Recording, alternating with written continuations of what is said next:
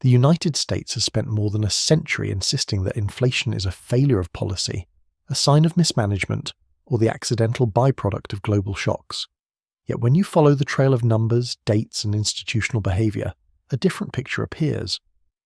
From 1913 to today, the US dollar has lost over 96% of its purchasing power, and none of the major institutions responsible for that decline have ever attempted to reverse the trend. Instead, the system keeps expanding it. Inflation looks chaotic on the surface, but its continuity is the giveaway. A mechanism operating for more than 100 years is never an accident. What Americans call inflation is closer to a controlled pressure valve, and the US government learned long ago that a currency losing value can be far more powerful than one that stays stable. That's the part almost nobody is meant to see. The roots of this system took shape in December 1913, when the Federal Reserve Act passed after years of political tension and financial panic. Wall Street banks, still shaken by the panic of 1907, aligned with reformers who claimed the country needed a lender of last resort. Congress agreed, but the final bill created something else, a hybrid institution with public authority and private incentives. Within months, the new Federal Reserve began standardizing credit markets, setting reserve requirements, and acting as the central clearing point for the entire banking system. This was the first step in separating money from hard limits. Before the Fed, expanding credit required expanding real savings. After the Fed, credit could be manufactured. Inflation became easier to create, easier to hide, and easier to weaponize. The First World War accelerated this shift. When the US entered the conflict in April 1917, the government needed unprecedented amounts of money. It sold Liberty bonds, raised taxes, and, quietly, relied on the Federal Reserve to expand the monetary base. Between 1915 and 1920, prices rose more than 77%. Washington framed it as necessary sacrifice, but the underlying pattern was clear. War gave the government political cover to inflate. Inflation, in turn, reduced the real burden of wartime debt. Every year of rising prices made the previous year's borrowing cheaper in real terms. A government that could inflate away its obligations had discovered a strategic tool. The public never voted on it. They simply absorbed the cost through rising prices and stagnant wages. Even the interwar period reflected the dual nature of inflation as both danger and opportunity. During the early 1920s, the Fed oscillated between tightening and loosening credit, trying to stabilize a post-war economy. But when the stock market boom intensified, the institution leaned into low rates, fueling speculation all the way into 1929.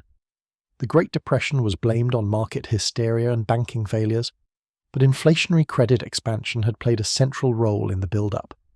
By 1933, with deflation taking hold, Franklin Roosevelt executed one of the most revealing monetary moves in American history.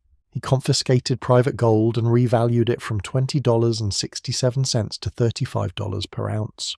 That single decision allowed the government to expand the money supply while increasing the dollar value of its gold reserves by more than 69%. The public was told it was for stability. In reality, it was a forced reset, one that preserved federal power at the expense of private wealth. When World War II arrived, the inflation mechanism matured. The government financed the war through a mix of taxes, bond sales, and coordinated monetary expansion. The Fed agreed to cap interest rates to keep debt cheap, effectively guaranteeing inflation. Prices climbed 28% during the conflict, and although post-war controls delayed the full impact, the deeper truth remained. Inflation was now embedded in US strategy. It allowed Washington to fund global military commitments without politically impossible tax hikes. It allowed the government to maintain a massive standing army and network of bases after 1945, something no previous generation had considered sustainable. Inflation made the impossible affordable, at least on paper. The modern interpretation of this period treats inflation as a temporary side effect of mobilization and reconstruction. But the continuity is unmistakable. Each crisis, World War I, the Great Depression, World War II, justified greater coordination between the Treasury, the Federal Reserve, and the banking system. Each cycle made inflation a little more acceptable, a little more permanent. By the late 1940s, the United States had built a global financial order on top of a currency designed to lose value slowly, predictably, and quietly. The public saw rising prices. The government saw rising leverage. and leverage as a weapon. The next phase would show exactly how far Washington was willing to push it. After 1945, the US held more than 2/3 of the world's official gold reserves, and the dollar became the foundation of the international monetary system. Under Bretton Woods, foreign governments could convert their dollars into gold at $35 an ounce, but ordinary citizens could not. That restriction created a dual system: stability for foreign states, inflation for domestic workers. Washington understood the imbalance. It also understood the strategic value of controlling the world's reserve currency. As long as global trade depended on dollars, the US could run deficits, expand credit, and inflate internally without losing international influence. Countries holding dollars were effectively financing American policy, and every year of mild inflation transferred a portion of their purchasing power to Washington. Inflation wasn't just tolerated, it was baked into the architecture of global finance. By the 1960s, the system began to strain. The US government was simultaneously funding the Cold War defense apparatus, the Vietnam War, and Lyndon Johnson's Great Society programs. Taxes were politically constrained, so spending exceeded revenue by tens of billions of dollars. Foreign central banks noticed the imbalance and started converting dollars into gold. Between 1958 and 1971, US gold holdings fell from 18,000 metric tons to just over 8,100. The government denied the problem publicly, but admitted it privately. Internal memos from the period described the outflow as a grave threat to the dollar. The US faced an unavoidable choice: protect its gold or protect its ability to inflate. On August 15, 1971, Richard Nixon made the decision that would shape the next half-century. He closed the gold window, ending the convertibility that had anchored the global system since World War II. Overnight, the dollar became a pure fiat currency. The last external limit on US inflation vanished. The 1970s provided the first real test of inflation used as active policy, rather than emergency response. Oil shocks in 1973 and 1979 drove prices upward, but the deeper driver was structural. Washington now had complete freedom to expand the money supply without fear of redemption. Between 1971 and 1981, the Consumer Price Index rose 112%, while federal spending more than doubled. Inflation helped the government shrink its real debt burden from the Vietnam era, but it also generated political backlash. By 1979, public confidence in the dollar was collapsing. Paul Volcker, newly appointed as Fed chair, launched an aggressive tightening campaign. Interest rates hit 20% in 1980, crushing inflation, but also triggering a severe recession. The strategy worked on the surface. Prices stabilized. Yet beneath that stability was a new dynamic. The world accepted that the US could swing between inflation and austerity at will. And because global trade still revolved around dollars, no country could opt out. The 1980s and 1990s transformed inflation into a more sophisticated tool. Instead of relying on visible price spikes, Washington leveraged financial deregulation and expanding credit markets to create what economists later called asset inflation. Stocks, bonds, and real estate rose dramatically, even as consumer prices appeared stable. From 1982 to 2000, the S&P 500 surged more than 1,000%. Mortgages became widespread, corporate debt exploded, household borrowing quadrupled. The government discovered that by suppressing headline inflation while encouraging credit growth, it could inflate the economy without triggering public alarm. Wages stagnated, but asset values soared, concentrating wealth in the upper strata, while making middle-class Americans dependent on debt for housing, education, and basic consumption. Inflation didn't disappear in the 1980s, it changed form. Internationally, the dollar grew even stronger. After the Soviet Union collapsed in 1991, there was no ideological competitor with the power to challenge US monetary dominance. The IMF and World Bank encouraged developing nations to open capital markets, borrow in dollars, and anchor their economies to Washington's financial system. Every crisis, the Latin American debt crisis of the 1980s, the Asian financial crisis of 1997, the Russian default of 1998, reinforced the same pattern. When nations borrowed in dollars, the US gained leverage. When those nations faced inflation or currency collapse, the US provided bailouts through institutions it controlled. It was a feedback loop. The global system absorbed risk. the US absorbed value. By the early 2000s, the inflation mechanism had expanded beyond domestic policy and foreign leverage. It became a geopolitical instrument. When the US imposed sanctions on countries like Iran, Venezuela, or later Russia, the effectiveness of those sanctions depended on global reliance on the dollar. Every foreign bank, every multinational corporation, every sovereign wealth fund had exposure to US financial channels. Inflation allowed Washington to finance the world's largest military budget, over $400 billion annually by 2003, without severe political resistance at home, and foreign governments holding trillions in US Treasury bonds effectively subsidized American deficits. The system had matured into something close to self-sustaining. Then came the 2008 financial crisis, where the most aggressive phase of modern inflation began. Instead of allowing markets to reset, the Federal Reserve cut rates to zero and launched quantitative easing.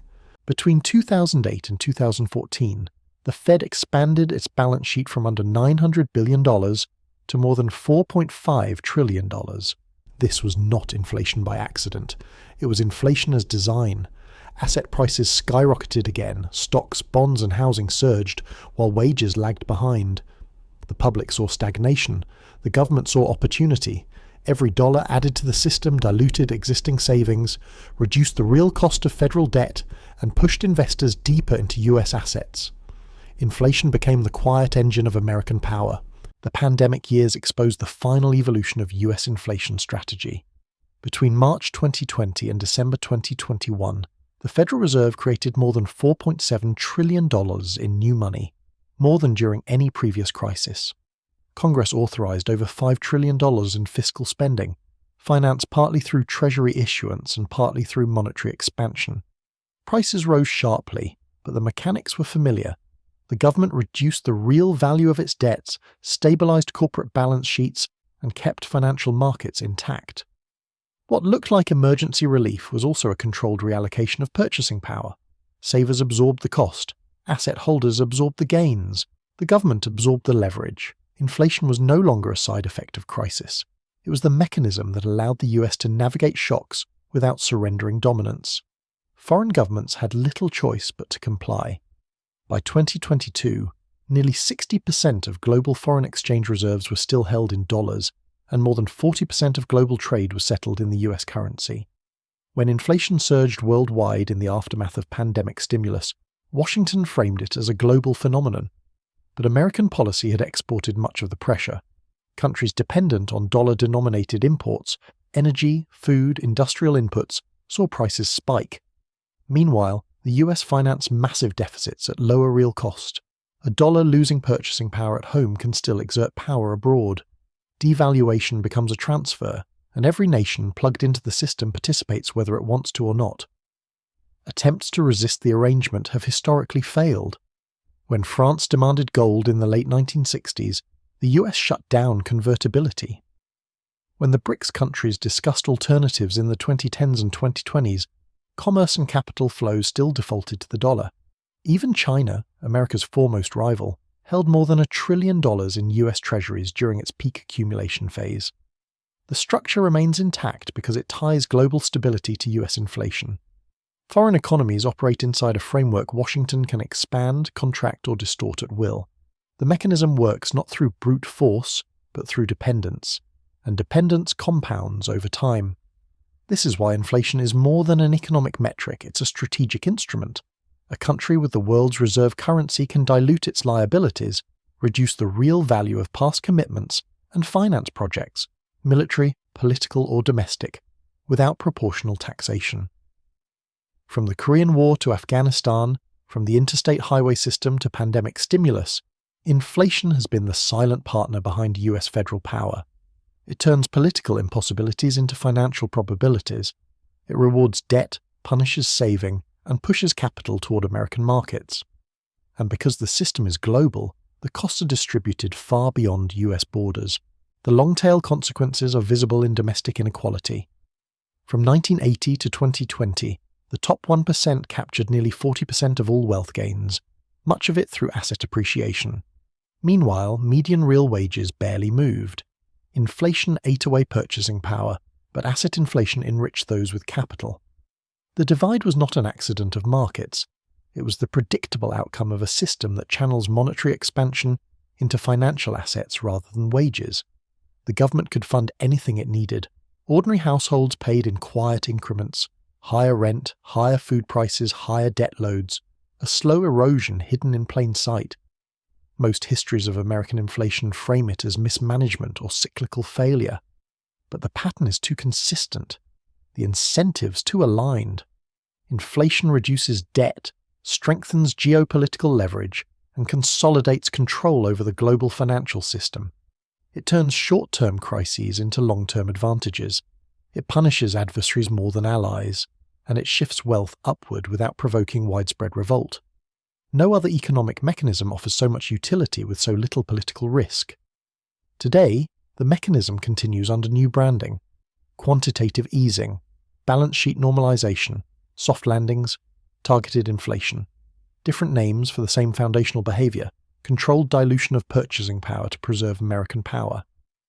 The world adapts to the dollar, then absorbs the consequences of its expansion. As long as the system persists, inflation is not a failure. It is a feature. Because a currency that slowly loses value can still dominate the world. Because debt that gets cheaper in real terms becomes easier to weaponize. Because a system built on inflation never needs to admit it. What happens when the world finally demands an alternative? What happens when the US needs inflation more than the world can tolerate? If this changed how you see the system, subscribe. There are deeper layers worth digging into.